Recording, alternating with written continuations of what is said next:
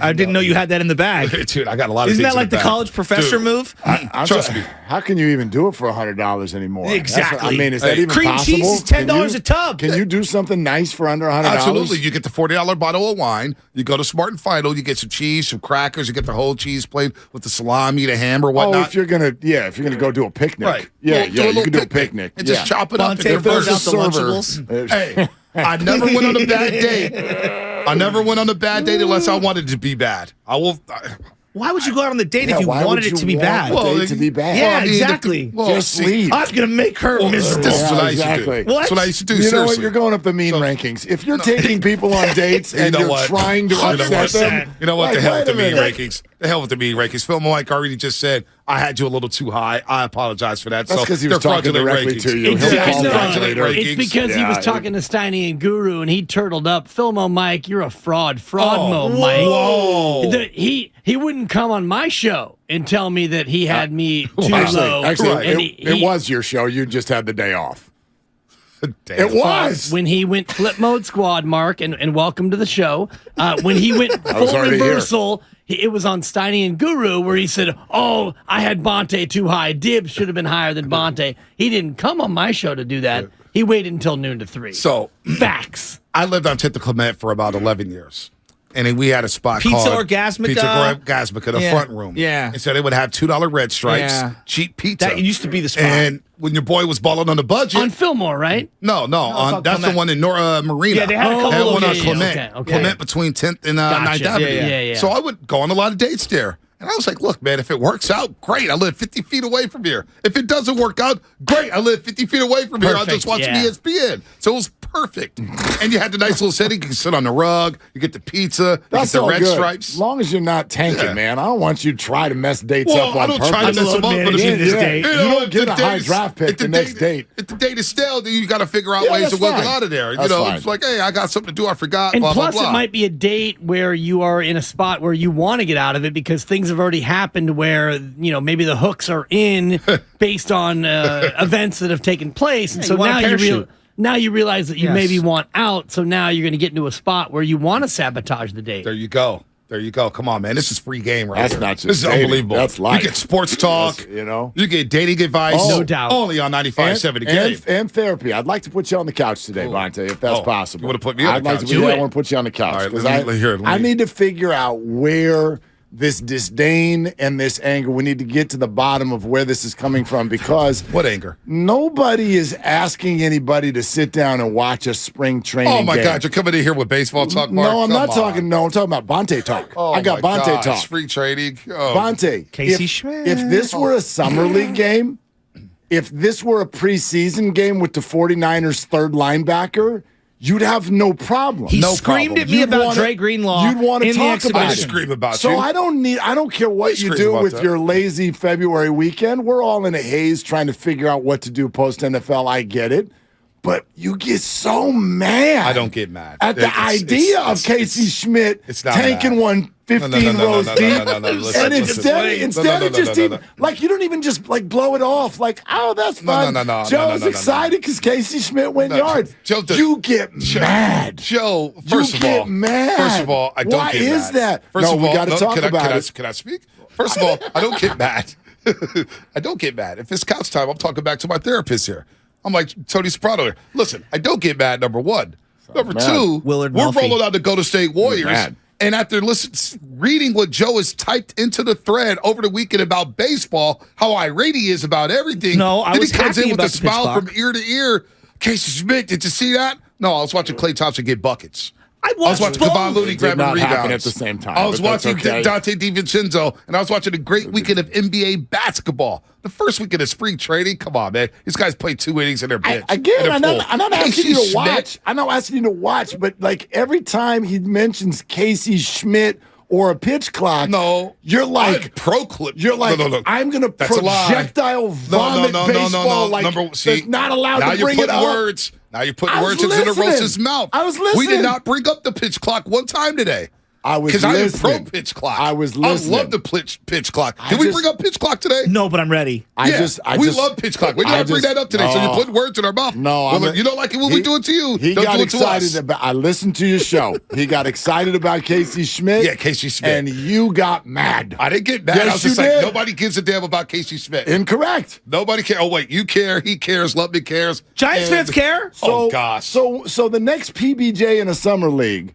Is Joe allowed to look at you and be like, nobody cares about some prospect? But Joe does care. I do care about Summer League. And you care, and I love Summer League. And you care about the Absolutely. Giants. I love the development and you care of these about guys. The Giants. Casey Schmidt, we don't even know who he is. Yeah, I do. He's 23 years old. Yeah, well, he we came know out who of he nowhere. is. But he's the sixth best prospect in the pipe. Nobody knows who any prospect is. Listen, Brandon Crawford, when he says he's the best infield defender I've ever played with, I'm like, all right. But Crawford says nothing. The next time he brings up Ryan Rollins, I want you to do a lap around the room and say, nobody knows who this kid is. You hate listening from my Giants. We talked Giants for 2 minutes today. Just hear me out 1 second. Bonds labeled Tim Lincecum immediately. He said, this guy's the franchise. Now it's Bonds. I get it.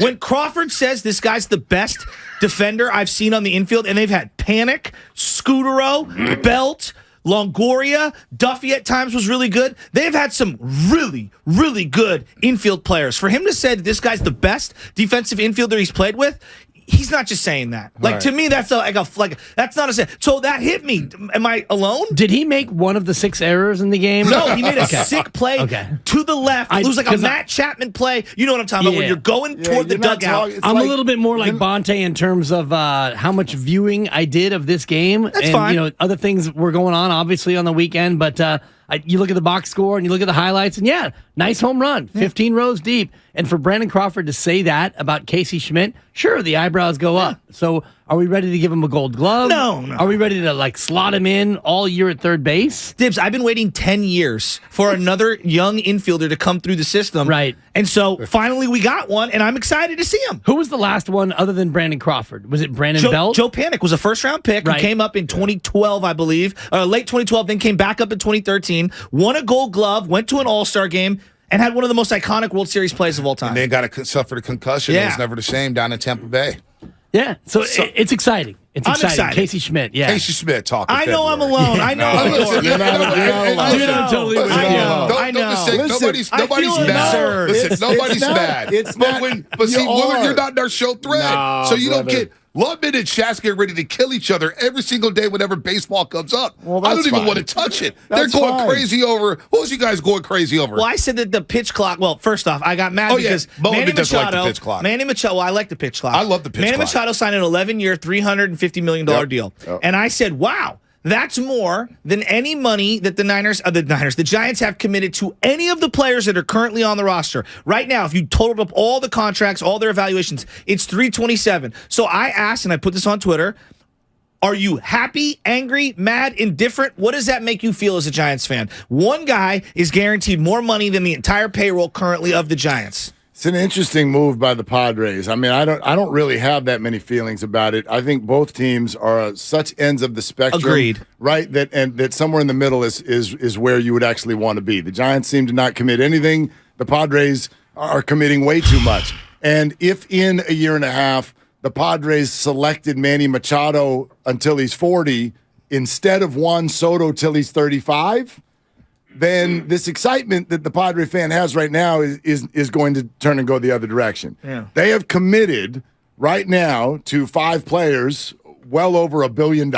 Man. And they have not re-signed Juan yet. And so they're on a bender. They're a bachelor party. The answer is yes to every drink. Mm-hmm. And that's going to be great in the near term.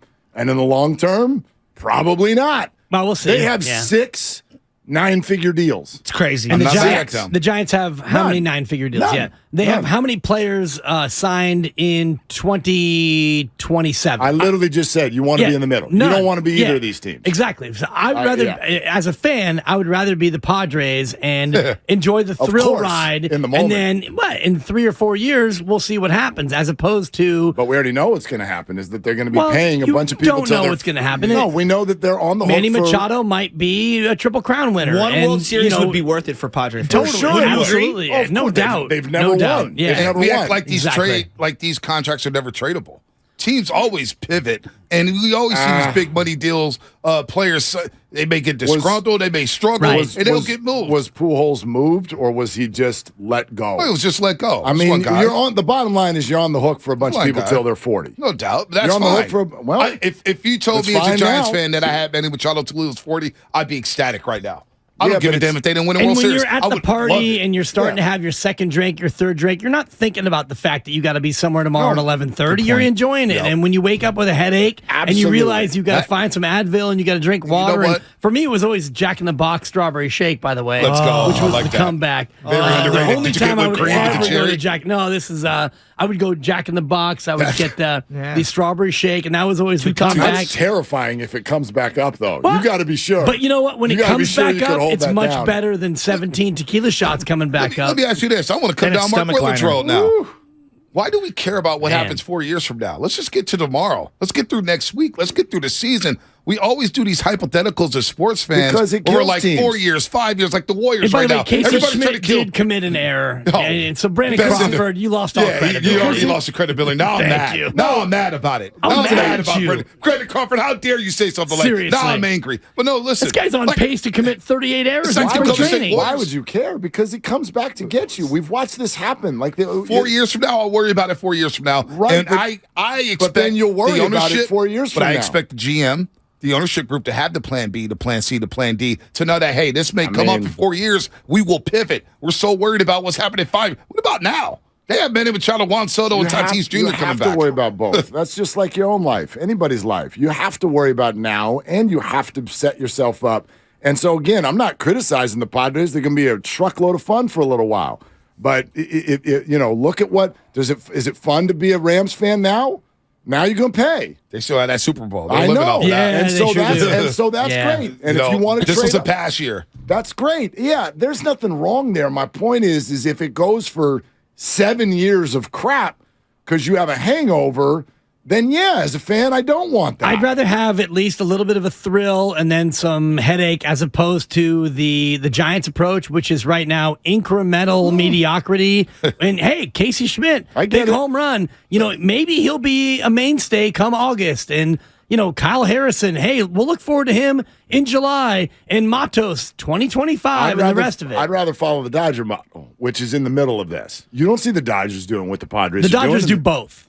Right, and they've been the successful one in recent years. But the Padres don't have the structure to do both right now, so they're firing 9-figure deals up top. Their farm is not where it should be, and the Giants were trying to do the other, which is, hey, we're going to build our farm. And I know the Casey Schmidt highlight is a big, hey, have a good weekend, everybody. But two years ago, the Padres are the number one farm system in baseball. Right. They absolutely have the resources. But right now, where's their farm in terms of that? Still top 10. Very good. Yeah. In that case, then good for them. Yeah. Even after I don't know why we're disparaging them for firing 9-figure deals. We're not. No one's disparaging them. We sure the hell would want it to be the Giants. I would love that to be their lineup. That'd be incredible. I also think in 7 years, they're going to be in a hot truck of a mess. Where the Giants going to be in 7 years? Who knows? Flexible. Right, exactly. That's worked out well for them the last 3 years. Anyway, Klay Thompson, Kevon Looney, Dante DiVincenzo. Hey, can I ask you a question about Dante DiVincenzo, brother? Enjoy him while he's here because he's making $4 million. Yeah, he's got a player option. He's opting out at least 12. I was thinking more than 12. You watch the way he plays.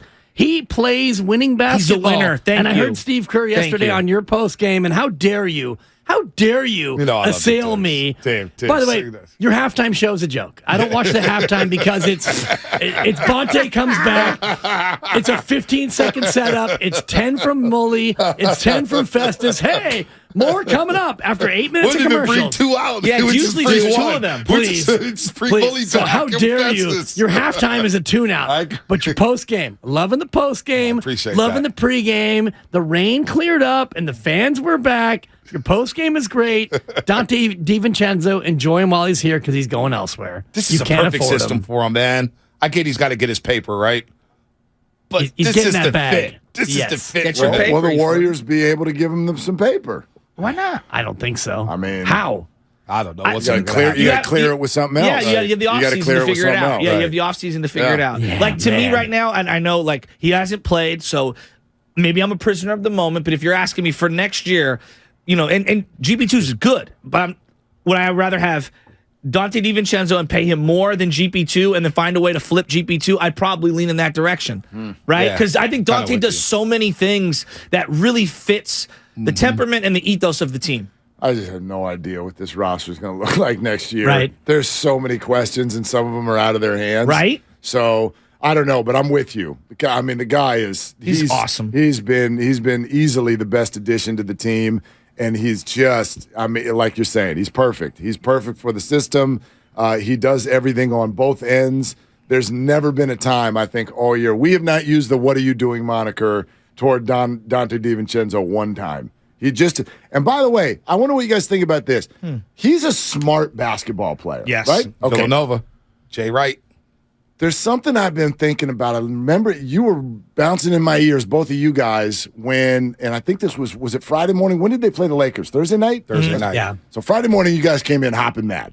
I was up early, and you came out of the gates really ticked off about Jonathan Kuminga's minutes. Yeah. And I'm like, okay. And I got what you guys were saying. And I start thinking about Kuminga's minutes being the same as, for instance, Anthony Lamb's. And James Wiseman is now playing in Detroit. And the normal thing for a fan to do is to point at Steve Kerr and be like, well, you're the one who's handing out minutes. And I just wonder about a team that has not been able to offer much to Steph, Klay, and Dre in the way of acquisitions this year. But if the whole idea of we got to squeeze this orange one last time, what if this is in some way at least partially coming from those three? They don't want these young guys on the floor with them because they're just not ready to be that smart of basketball players. Well, they said the same thing last year about Avery Bradley. They were demanding Avery Bradley, and then they got GP2. Then they fell in love with him by years. Right. And although GP2 not young like some of the guys we're talking about. Yeah, it came out of nowhere. Journeyman. When you watch Kuminga, I think this is about even Jordan Poole. There's tons of talent. Yeah. It's dripping out of their uniforms.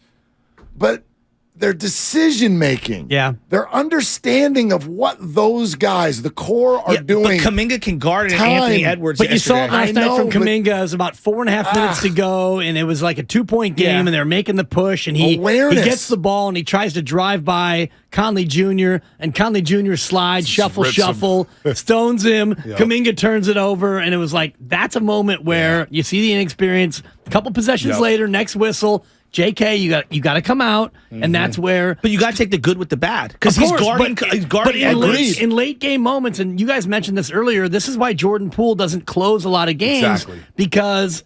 And I don't think it's about his role; it's about his maturity, and he'll get discernment. There. But right now, he does not have that level of discernment. And you saw Steph throw his mouthpiece, and you saw Klay go full palms up because Jordan Poole doesn't yet have that discernment and that late game awareness. Well, even Klay took a really bad shot at the end, and you're thinking, he gets picked, his pocket picked multiple times. But to me, it's the reaction from Steve Kerr as well. Anthony Lamb can miss a million shots. He doesn't say boo-hoo. And yes, he does box out better than Kuminga. That's undeniable, right? But Kuminga can do things on the perimeter Anthony Lamb can't. He turned that ball over late in that game. Oh, man. And Steve Kerr didn't blink. And I'm like, that's my problem with how, if Kuminga had done that, oh, my God. Well, but that's kind of the Karate point. chop to a clipboard. We all know. Am I wrong? We all know that a young player needs time. They need reps. They need to learn. And I just wonder, if you said that directly to Steph Curry, what would his response be this year? I wonder. I'm not telling you I know. What's the question? The question is, would you rather, in a important moment, would you rather have Kuminga on the floor with you or Lamb? And we got one that's got way more talent than the other, but who's more likely to bleep it up? I mean, Kuminga may. I don't know. May, but he gets better and better. On the situations. It depends. And when he plays with guys like Steph and Dre, he tends to be better because they're better players. And no doubt. Conduct. Draymond's in the back and, hey, Kuminga, you go left, you go right, whatever it is. Kuminga, you cut down, you play the dunker spot. So look at who they're playing with right now. Guys are out. And you got, like Shasky said, you got to take the good with the bad. Right, and this is why the first 15 games, it's criminal that he was seeing DMPs. But these kinks should have been worked out. No, they don't. You know Steve what I'm Kerr's saying? a veteran guy. Right. And probably the veterans on the team were like, yo, we want to win now. We want to win now. We started out 3-7. Right. I wonder where it's coming from. It's not that you guys aren't making good points. I totally get it. Coaches play favorites, though. 3 years from now, I'd rather have all these guys on the team. But Mark, it's probably on the veterans saying, like, these guys aren't ready to play. And it's Steve Kerr, who's a veteran latent coach who doesn't give youngsters a lot of leash. And the front office and ownership is probably like, why aren't you playing the youngsters? So I do think there's a divide there when it comes to playing the youngsters and keeping some of the guys like Anthony Lamb and Ty Jerome, guys with a little more seasoning. Think about Steve Kerr's career as a player, as an assistant coach, as a GM. His whole career, he is slanted toward the veterans, and that always will be the case. And when you have this veteran core with the championship pedigree, they're not going to suffer through game 1, game 41, game 61. They're not going to sustain these rookie mistakes. They don't want that. Even if it's a couple of two-way guys and JaMychal Green, who is now the third-string big man, at least these guys know what they're supposed to do. They're not newbies. I hear you, but there's two things. When Kerr comes into this situation, he knows that what you're inheriting, hey, ownership has brought in these players. I'm going to be stuck with these guys. We've made an organizational decision. Not. Well, when you sign up for a job, you know what the occupational hazards are, or some of the things that you need to overcome are the hurdles. Like, that's what you signed up for. Like, you either all in or all out. This is where my biggest issue with the organization as a whole. If the guys were going to be so insubordinate, if you will, the players who have earned some sway, I agree, they've earned some sway. If you wanted to be all veterans and no young guys, well, we clearly have not figured this out, because LeBron is the way he operates, and I'll give him his credit to a degree. He knows, I want to play with no young people, ever. But you lose control of your organization if you're the owner. So, like, that's where you've heard this with the Lakers. We want to have our team back from the ownership standpoint. If I'm the owner, I want the best of both worlds. And these guys got to meet me halfway and be like, hey, I get it. Maybe 4 or 5 youngsters was aggressive. But LeBron's the GM, and you see the way that they've remade that team. And if you're Steve Kerr, and I believe his contract is only for 1 more year, so does he really give that much of a damn about Jonathan Kuminga in 2028? Well, we don't know. Not. This is, as usual, with any team, when you win a championship, a couple of years later, you're kind of like, oh, boy, those contractual decisions we made at the time might have been a little bit emotional. In other words, like, they didn't think they were going to win this last year, and that changed the calculus of raising up young guys. I would buy that, but they're barely over 500. I know, but the point is it's more about the offseason. Like, last year, winning a championship gave Steph, Klay, and Dre a bunch more, like, refreshed and renewed credibility to sort of drive the bus in terms of where it was going to go next. That's a good point. Because they're like, no, wait a minute. We're still in our window. Mm-hmm. You can't start. Don't open the next window yet. Right. We're still here. And that, I think, changed the way the locker room was going to go in terms of who's getting minutes and who's got the voice. But if you're doing that, then you never get a chance to see a Kevon Looney develop, who's vital to what they're doing right now. Looney only got a chance because everybody was hurt in 2019. Exactly, and that's he how finally it works. proved himself. Yeah, and that's how it works. He got healthy too. You played McCall when he was a rookie in finals games. You played Moody in games. Jordan Bell got finals minutes. That's what I'm saying. Like, we were starting Alfonso freaking McKinney, for Christ's sake, in finals games. I mean, I get it. I'm just saying, if I'm Steph, Klay, Dre, it's like we all do, right? I mean, they don't care what's happening 5 years from now. I mean, to the point you guys were just making about the Padres roster and the way they're paying. Why does Steph Curry care about developing a guy for how it's going to look 3 years from now? We're talking about minimal minutes. Minimal minutes here. We're not. You're acting like we're saying 38 minutes a game has to go to Kuminga and Moody simultaneously on the floor. No, I'm not saying anything. I'm simply saying that look at this season. Every minute matters. Every game matters.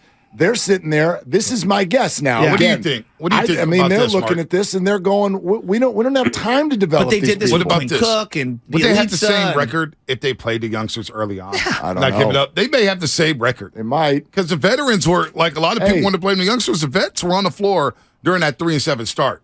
They were part of some of those fourth quarter collapses. What if I asked you this question? Would they have the same record if Klay Thompson was playing all the games all year?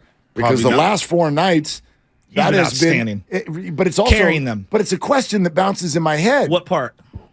Why'd we have to wait 2 years for this? If you have the ability physically to do this, You got to be safe. Doc Pandy, 11:30 on Wednesday. You can ask him. You've wasted too safe. Yeah.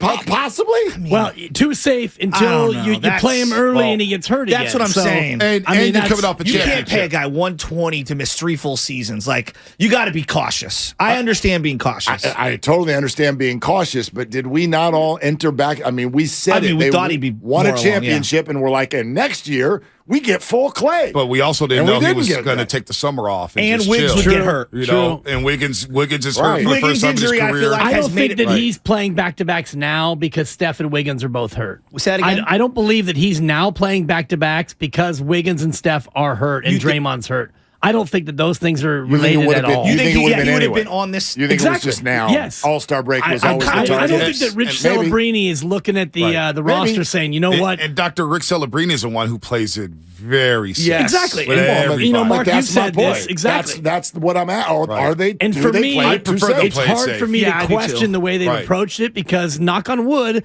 Klay has not suffered a setback on either injury. Well, it worked last year, like to a poetic level about their Otto health. Porter Jr. on too. all And, injuries. Yeah, and exactly. so if that happens again, great. But if they miss the playoffs by a game or they end up in the 9-10 game and you're looking back going, geez, if we had just won one more game. Yeah. Well, this But would've again, been- I would look at the first 10 games as opposed to Klay's usage. Yeah, I would right. look at the games that they kicked away. Detroit. The Draymond Green, double I digits. got kicked out game. Right. Oh my God. Yeah. Was that Charlotte where he gets kicked out and they lose? They lose to Detroit. You lose to Orlando. To me, those are a bigger issue than Klay Indiana. not playing No- back to no back. With doubt. no Halliburton. I Dude, guess seriously. Remember that game? my question yeah. for a while has been like, yeah. could you at play the Gay House for that dud. Could you play 20? Could you play 15 so they minutes? did that the other night when they lost the back-to-back when his first back-to-back, against the and then he had what 8 against the days. Clippers, yeah. He had 8 Then he had days the in All-Star between. break. It felt like to Dib's point they were like it was like a ramp up or whatever. I hate that. What term. the medical people will tell you is that, I hate that playing minutes at all is far more deleterious, more damaging than sitting out. So Deleterious, even if I you like play that. like 14 minutes, that's a hell of a lot more word. harmful than if you just sit the whole game out. Did you Yeah, deliver that yeah, again? Deleterious? Yeah, I like that. Well, you did got to that. Google it. I mean, you got thanks, to Trent. He's I a can't golfer, wait. isn't he? Stuff Will right there. Deletorious, Yeah, right? exactly. He's Skinny good. guy. He's actually a Cal Club member and Yeah. moved to Texas. Just a quick 30 Horrible second putter. You play with 30 him? second golf sidelight. Did you see the ratings for the Live Golf I Tour? did, and you know what it was? My Were they God. good? The exact same as it was. It was a .2. They're Exact awful. same it was on a Sunday when they had it on Golf Channel because they're on the same amount of households, WB yeah. and Golf Channel. I was telling him I oscillated between the Honda Classic, the Live channel because Oh, they were what a all on finish. back-to-back channels to the Live. So you and were then- one of the .2. I was one of Good them. for you. And then I went to ABC and I was watching Luca. And Yeah, then, exactly. You know, LeBron, I popped my ankle. You know, I heard it fine, pop. he's fine. So I was going back and forth between all three. So I watched them all. Yeah, hilarious. Do you know what's wild? I feel like this is the Live thing you just brought up. It's the same conversation we're having in a bunch of different spots, which is athletes are being presented with this idea of take everything that's good for you right now. Yeah. I mean, even load management. Do you right now, and potentially this is at the expense of your entire sport.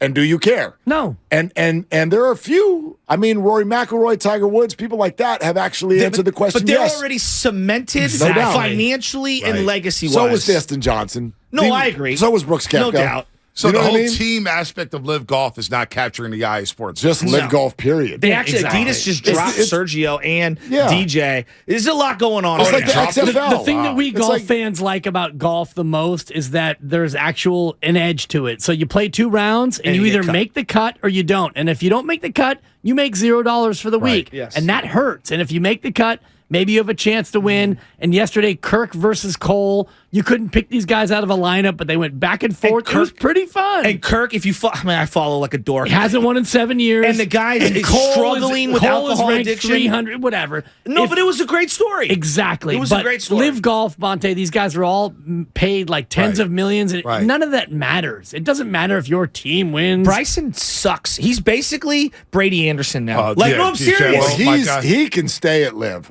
Nobody even cares Yeah, about that's Like, Live. what he who was cares? a The guy's a content dope. machine. Yeah, Bryce, I know like it. if I said Bryson every week for like a year, Bryson did something every single week, and we would talk. He hated him. I just Well, I feel still hate him because they pumped Yeah, him on yeah. TV in the Nats Because he 2 has no straight short years. game. The one And this thing that we guy's can no all look per- forward to, Bonte, is hello, friends. Oh, can't Hello. wait. When we go to the Masters, Can't all wait. these Live Golf guys are eligible to They get to play, play. and you're going to get about 10 of them: DJ, Phil, Brooks, Koepka. Phil. DeChambeau. Cam Smith. Hello, friends. It's going to be the clash of tours.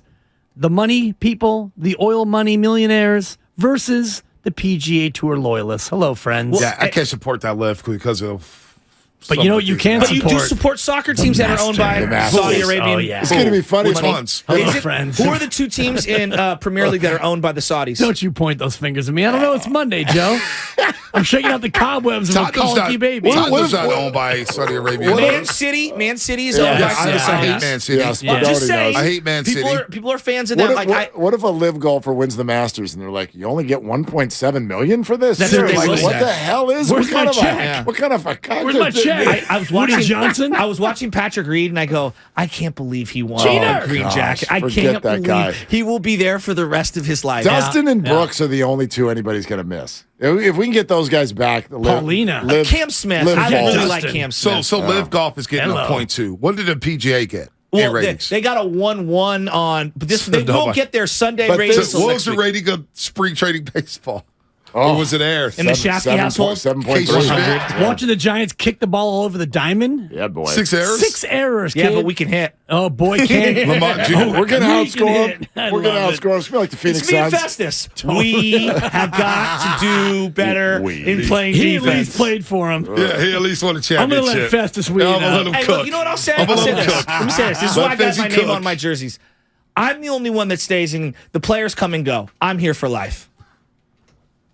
Wow, that was a declaration sensation. My San Francisco Giants. Spadoni mocking you from the other room. Yeah, and you know what? He's an A's fan. He knows better than anyone. Dude, We've expired. The roasters expire for Coming up Monday. in 10 minutes, Yeah. Spadoni gets buried for his fake fandom. Oh, That's coming fake up next. fandom. Yeah. We thank you, Joe, for your presence. Nice. Yeah. Nice. All Yeah. right, What a- Willard and Dibs coming up, brought to you by 5 Hour Energy and Living Essentials.